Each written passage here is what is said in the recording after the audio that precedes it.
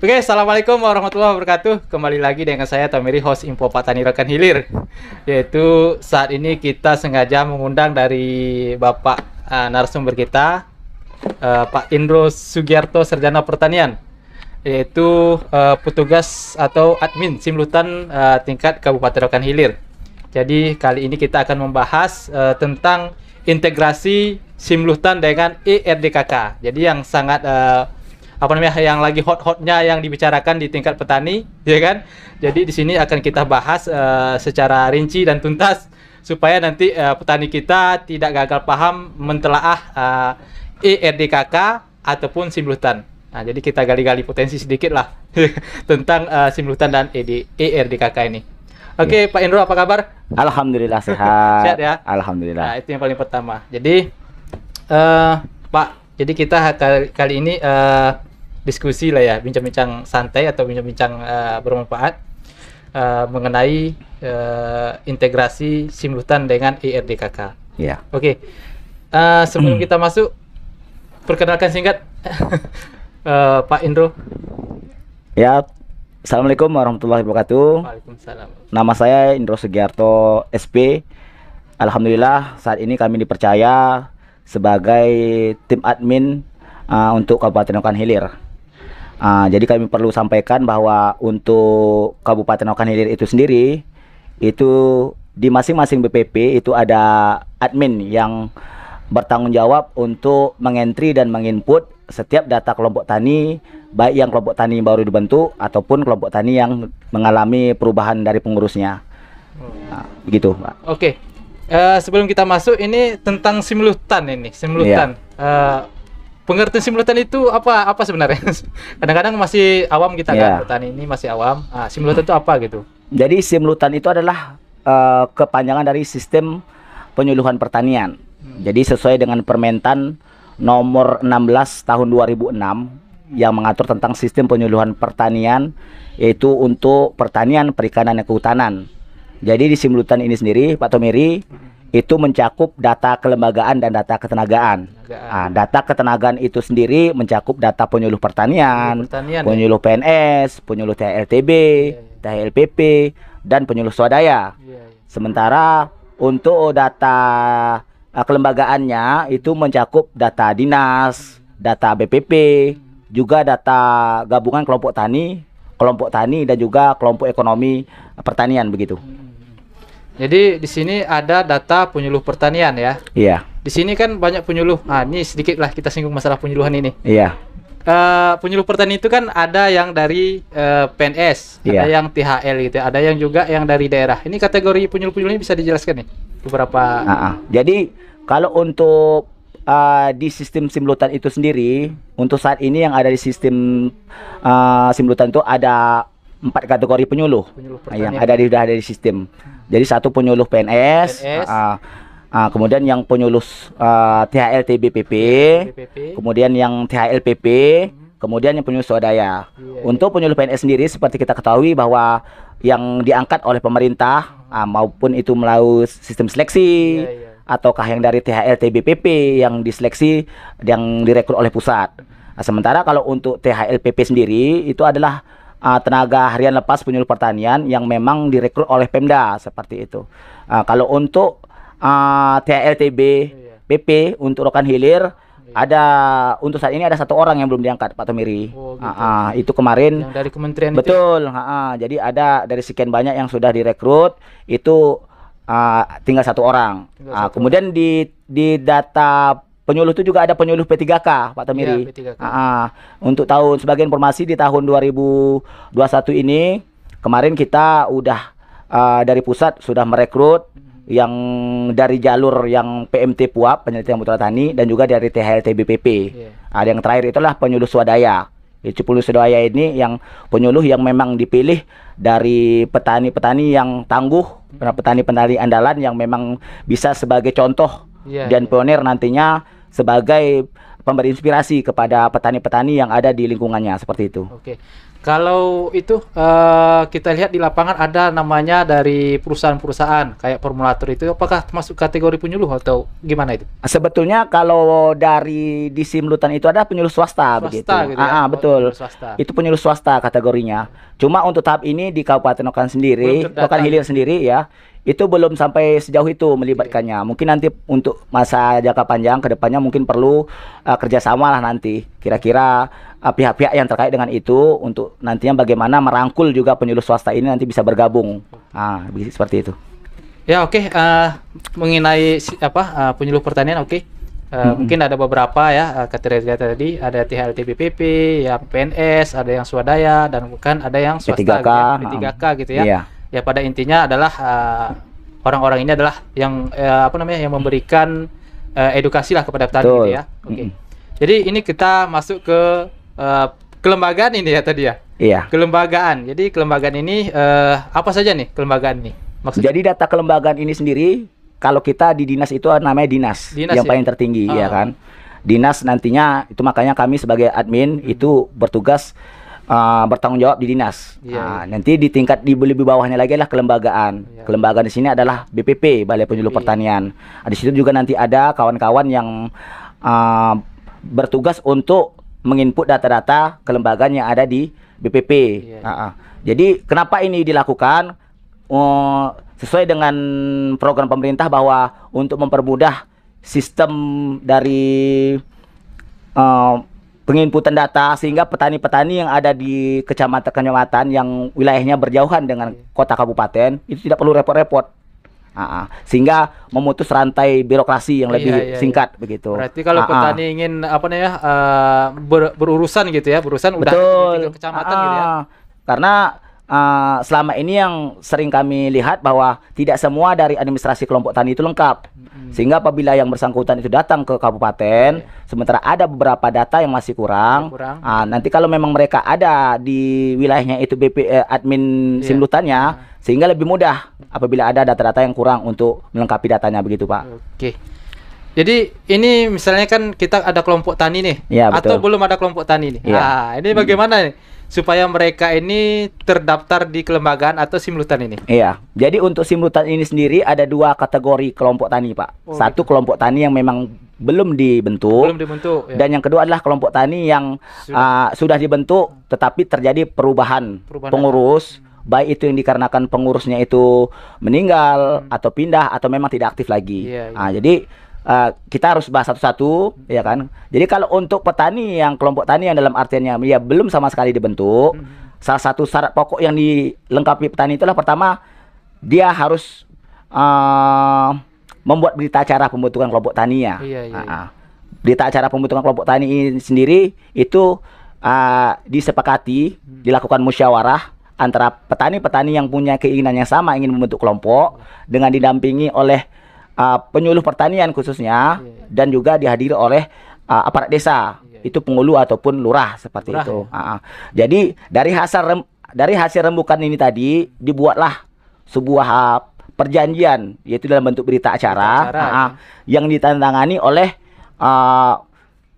PPL-nya, kemudian perangkat desanya, penghulu atau lurahnya, dan juga ditandatangani oleh daftar hadir oleh seluruh anggota kelompok taninya, ya seperti itu. Jadi di kelompok tani ini sendiri di berita acara itu juga nanti dia harus melampirkan ADART-nya, anggaran dasar, anggaran rumah tangganya, seperti itu. Jadi apa potensi masing-masing daerah dari masing-masing anggota itu tadi juga dilampirkan di situ. Karena namanya kelompok tani itu Pak Tomiri perlu diketahui itu ada komoditas unggulannya. Itu yang perlu, yang mungkin rekan-rekan semua atau masyarakat petani yang tidak paham bahwa nama kelompok tani itu cuma satu. Komoditas unggulannya itu yang membedakan dia. Ada kelompok tani pertanian tanaman pangan, ada kelompok tani yang perkebunan, ada yang kelompok tani P2L, ada yang peternakan begitu. Yang membedakan itu cuma komoditas unggulannya. Namanya tetap kelompok tani begitu. Jadi tidak ada namanya kelompok ternak, kelompok kebun itu tidak ada gitu. Jadi ini kan kemarin kita persoal apa namanya ada timbul masalah di lapangan Betul. kan baik itu dari kita instansi pertanian gitu maupun dari tingkat petani. Iya. Dia membentuk kelompok peternakan gitu Betul. atau kelompok perkebunan gitu Iya. atau kelompok tani pangan gitu. Jadi itu nggak ada ya? Yang ada di Simlutan itulah mempunyai komoditas unggulannya. Ya, gitu ya. Berarti Misal kelompok tani tetap satu gitu ya. Betul, misal dari kelompok tani ada 20 orang anggotanya. Iya. Dari 20 orang anggota ini kan belum tentu semuanya punya komunitas unggulannya sama. Iya. Bisa jadi dari 20 ini yang 5 mungkin punya ternak, kemudian yang 5 lagi mungkin punya kebun begitu. Jadi silakan masing-masing Ya, dari masing-masing anggota itu nanti melampirkan di saat pembentukan kelompok tani itulah nanti dilampirkan. Seperti itu, Pak. Oke. Jadi itu tadi kelompok tani apa namanya? Subkomoditi gitu Betul. ya. Oke. Mungkin ini Pak, setelah kita bentuk bentuk kelompok tani misalnya di tingkat petani karena dia memiliki apa namanya? Tadi usaha tadi sudah terbentuk nih, udah ada berita acara, udah dibuatkan apa namanya? Semacam aturan tadi ADART-nya ADART misalnya, anggaran dasar rumah tangga. kemudian ini dibawa kemana lagi nih? Masalahnya? Jadi apabila dia sudah terbentuk, Iya. Itulah dasar hukum awal sebagai acuan nantinya untuk tahap selanjutnya itu adalah pendaftaran ke sistem Simlutan begitu. Jadi salah satu syarat untuk mendaftar ke Simlutan ini, syarat pokoknya yang pertama itu tadi harus ada berita acara pembentukan kelompok taninya, ya kan? Tentunya itu tadi dilengkapi dengan ADART, kemudian daftar hadir yang ditandatangani oleh masing-masing anggotanya. Kemudian selain itu juga anggota kelompok tani itu harus melampirkan KTP dari masing-masing kelompok tani. Fungsi KTP ini adalah sebagai data petani, karena data itu nanti yang diminta di sistem Simlutan. Kemudian yang kedua adalah data yang kedua adalah KK-nya, Pak, kartu keluarga. Kenapa perlu KK di sini? Karena nantinya kaitannya dengan seperti Pak Tommy disampaikan tadi, integrasi dengan sistem RDKK. Di RDKK itu sendiri dia harus melampirkan nama ibu kandung. Sehingga kalau tidak dilampirkan KK-nya nanti tidak diketahui siapa nama ibu kandung dari si petani tadi. Kemudian yang ketiga adalah dilihat dulu kelompok tani yang itu sendiri apakah dia itu kategori yang mana. Jadi sebagai informasi rekan-rekan petani di seluruh Indonesia bahwa petani itu ada 4 kategori. Yang pertama adalah petani pemilik. Dia cuma menguasai lahan tapi tidak menggarapnya. Kemudian yang kedua adalah petani pemilik dan penggarap. Jadi dia memiliki dan menggarap lahannya itu sendiri. Kemudian yang ketiga adalah petani penggarap. Dia tidak mempunyai lahan tapi dia bekerja. Apakah itu disewa ataukah dipinjam seperti itu. Kemudian yang ketiga, keempat adalah buruh tani. Jadi kalau nanti kelompok tani yang dia bentuk ini, dia itu memang komunitasnya khusus untuk perkebunan, komunitas unggulannya, itu maka wajib hukumnya melampirkan surat tanah kepemilikan dari lahan itu tadi. Kenapa hal seperti itu? Karena namanya kelompok perkebunan ini kan, Pak, dia tanaman tahunan. Apabila nanti di kemudian hari si kelompok nanti mengajukan bantuan dan sebagainya, apabila tidak dilampirkan surat tanahnya, tentu nanti kalau ada pemeriksaan dan sebagainya kan tentu jadi permasalahan seperti itu. Lain halnya kalau kelompok tani itu tadi dia mendaftarkan komunitas yang lain. Contohnya dia tanaman pangan atau dia hortikultura, itu bisa dia kategori petani yang penggarap, Pak. Yang 4 tadi ya? Iya, bisa. Dan itu tidak wajib hukumnya dia melampirkan surat tanah. Karena dia sifatnya tanaman semusim gitu. Mungkin seperti itu. Jadi lanjut kita ke setelah ini kita mempersiapkan data-data yang dibutuhkan oleh Simlutan oleh petani, kan kelompok tani. Terus kemana lagi nih dibawa nih? Jadi apabila data yang tadi sudah dilengkapi, tentunya untuk melengkapi ini semua perlu dari ibaratnya informasi dari kawan-kawan PPL di lapangan begitu. Karena kekurangan informasi dari kawan-kawan petani. Karena selama ini informasi seperti ini yang Pak Tommy yang mereka kurang paham petaninya begitu. Sehingga apabila mereka ingin mengajukan ke tahap lebih tinggi, itu tersandungnya karena tidak lengkap administrasinya. Jadi setelah lengkap ada administrasinya, nanti silahkan mereka menghubungi tim Simlutan di masing-masing BPP. Contoh di BP Rima Melintang ini sendiri, itu kita ada tim admin untuk Simlutannya. Iya begitu. Kalau untuk Rima Melintang ini berarti kan 2 kecamatan ya, Pak ya.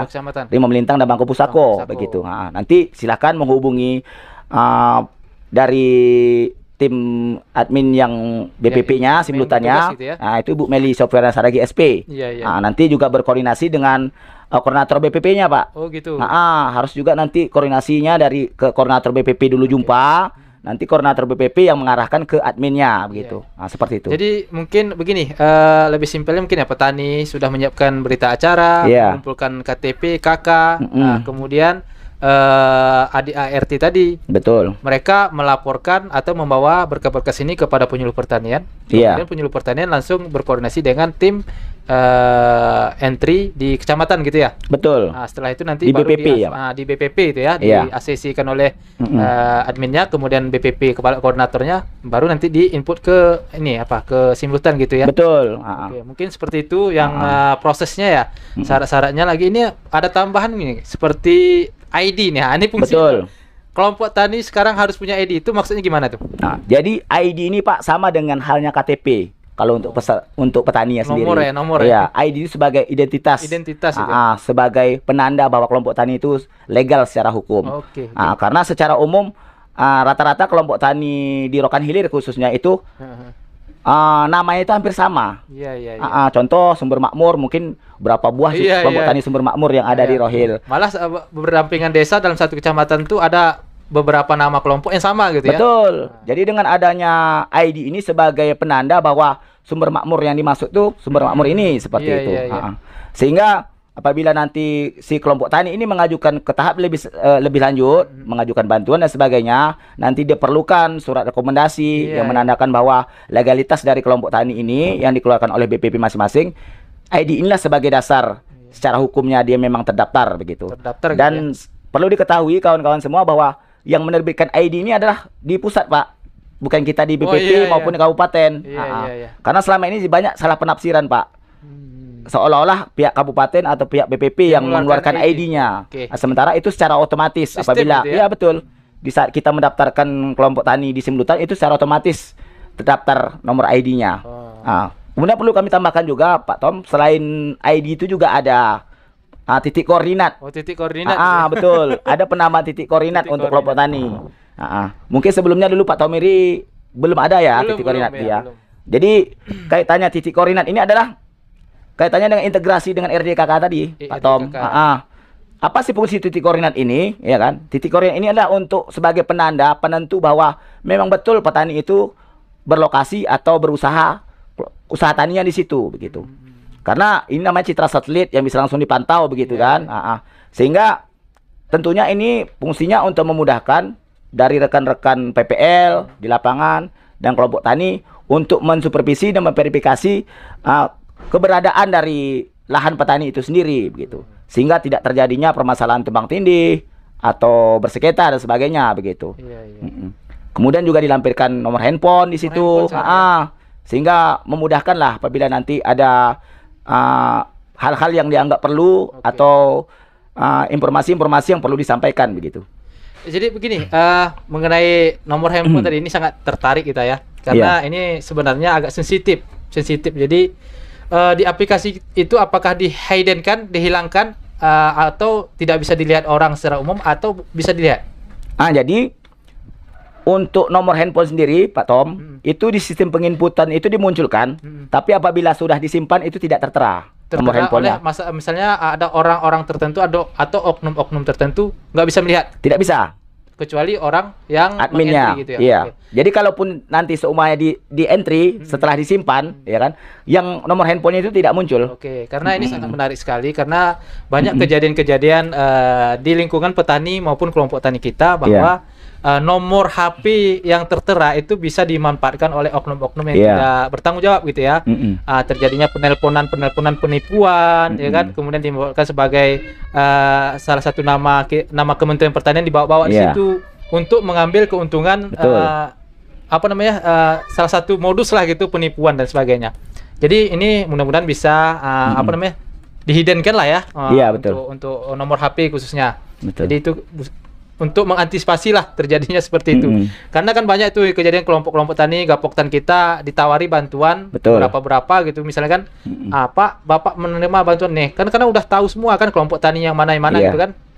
maka menimbulkan kepercayaan kelompok tani itu sendiri sehingga bisa menimbulkan penipuan tadi. Jadi dimintai sejumlah uang, ditransfer dan sebagainya kan gitu. Betul. Nah, jadi ini nomor HP-nya di hidden kan atau tidak dilihat oleh umum kecuali tim entry itu sendiri karena untuk mempermudah mungkin informasi ya. Betul. Oke.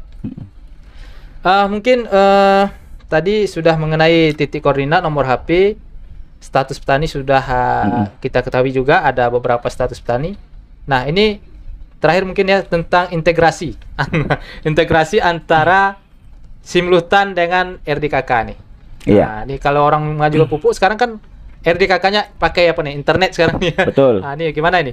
Jadi, kalau kita bisa flashback Pak Tomiri, di bulan Mei tahun 2020, kalau saya tidak silap itu di Simlutan sendiri itu ada sistem verifikasi dan validasi, Verval. Itu fungsinya adalah itu sebagai dasar. Fungsi dari validasi dan verifikasi ini adalah untuk mensupervisi dan mengevaluasi sejauh mana keberadaan dari kelompok tani itu. Baik kelompok tani yang memang udah didaftarkan atau kelompok tani yang belum sama sekali didaftarkan. Jadi dasar itulah yang dijadikan sebagai acuan untuk nantinya integrasi dari RDKK ini, Pak Tom. Jadi di RDKK dan Simlutan ini, di RDKK dengan Simlutan ini adalah kolaborasi seperti itu. Yang selama ini mungkin ada beberapa kelompok tani yang terdaftar di Simlutan, tapi tidak terdaftar di RDKK. Kenapa bisa terjadi seperti itu? Karena belum ada kolaborasi, integrasinya belum ada begitu. Nah, cuma untuk saat ini seperti kita ketahui bahwa penginputan RDKK ini itu adalah paling lambat itu tanggal 10 Oktober tahun 2021. Dan kami sangat berterima kasih atas partisipasi dan kontribusinya dari kawan-kawan semua di lapangan, terutama kawan-kawan PPL dan kawan-kawan tim entry yang RDKK kecamatan maupun tim admin Simlutan yang selama ini sudah bekerja ekstra, dan kita sangat mengapresiasi itu. Tentunya ini semua perlu dukungan dari kawan-kawan petani juga. Harus ada titik koordinatnya, ya kan? Harus juga ada luas lahannya harus jelas seperti itu. Dan kendala selama ini yang kita hadapi, Pak Tom, bahwa ada beberapa desa yang di Simlutan itu tidak terdaftar tapi di RDKK terdaftar begitu. Kemarin kami baru menghubungi pihak pusat bahwa ada beberapa desa yang di RDKK itu muncul tapi di Simlutan tidak. Tapi alhamdulillah sudah diperbaiki dan mudah-mudahan untuk kelanjutan kedepannya sistem ini bisa lebih diperbaiki sehingga dengan adanya Simlutan dengan integrasi dengan RDKK nantinya supaya data kelengkapan administrasi kelompok tani ini supaya lebih valid dan tentunya lebih mudah dalam penyaluran bantuan pemerintah kepada petani seperti itu. Oke. Iya. Jadi ini sangat luar biasa sekali ya. Karena memang semakin banyak permintaan data yang diinput oleh Simlutan ini sebenarnya menjadi pekerjaan kita sebenarnya bagi penyuluh pertanian dan kelompok tani. Namun yakin dan percaya dengan adanya permintaan data seperti ini adalah salah satu cara untuk meminimalisir meminimalisir terjadinya kecurangan-kecurangan atau mungkin salah sasaran, ya kan, seperti bantuan-bantuan yang mungkin yang telah terdahulu ya mungkin kelompok taninya banyak asal jadi gitu ya. Jadi ini salah satu faktor Kementerian Pertanian untuk meminimalisir penyelewengan seperti itu. Atau mungkin banyak nih kelompok-kelompok tani aspirasi mungkin. Ini kelompok tani aspirasi ini kan banyak banyak yang tak terdaftar kan gitu. Jadi mungkin salah satu keuntungan dari penginputan Simlutan ini mungkin seperti itu ya Pak ya. Betul. Menertibkan administrasi. Menertibkan administrasi. Memang pekerjaan kita semakin berat. Namun tentunya semakin memperbaiki dari sistem kinerja kita bersama. Betul. Mungkin ada lagi Pak tambahan disampaikan. Kita juga mau apresiasi ya karena sepertinya di Rokan Hilir itu pertama yang input input Simlutan atau RDKK kemarin. Betul. seperti saya sampaikan tadi Pak Tomiri, ini juga apresiasi yang sangat luar biasa dari pihak provinsi bahwa dari beberapa kabupaten kota yang ada di Provinsi Riau, Rokan Hilir yang pertama untuk menginput data RDKK ini, dan ini tentunya berkat kerjasama, kerja keras yang sangat luar biasa dari kawan-kawan di lapangan, baik tim entry yang RDKK maupun tim simulutannya. Yang kolaborasinya betul, kolaborasi kinerja gitu. Betul, demi itu tadi yang suksesnya kelengkapan administrasi dari kelompok tani begitu. Ya, itu mudah-mudahan nanti bisa jadi motivasi kita bersama, ya kan. Mana yang belum terinput atau belum terdaftarkan, kita daftarkan. Belum yang terkeluarkan RDKK-nya, secepatnya kita usulkan. Karena di tanggal 10 tadi ya. Betul. Nah, 10 bulan ini itu sudah tutup. Oktober. Oktober ya. Itu sudah tutup. Apa namanya, penginputan RDKK. Nah, jadi ada pesan-pesan? Iya. Jadi pesan kami kepada kawan-kawan di lapangan, jangan menyerah dan tetap semangat. Tentunya kerja keras dari kita semua adalah demi kemajuan pertanian itu sendiri dan demi kesejahteraan petani kita sendiri. Yang jelas dengan majunya pertanian berarti akan meningkatkan dari kesejahteraan dan taraf hidup dari petani itu sendiri, dan tentunya itu akan menjadi sebuah motivasi dan penyemangat untuk kita berbuat lebih untuk masyarakat. Seperti itu. Terima kasih. Oke. Mungkin itu bincang kita pada sore hari ini yang sangat luar biasa, dan kita juga harus kerja sesuai dengan slogan Pak Kadis kita ya. Bekerjalah dengan ikhlas. Kata kuncinya ada ikhlas tadi. Mungkin itu saja. Jangan lupa dukung channel kita Info Petani Rokan Hilir untuk memberikan informasi yang terbaik serta penyuluhan pertanian dengan cara subscribe, like, serta share di media sosial saudara. Terima kasih. Assalamualaikum warahmatullahi wabarakatuh. Waalaikumsalam warahmatullahi wabarakatuh.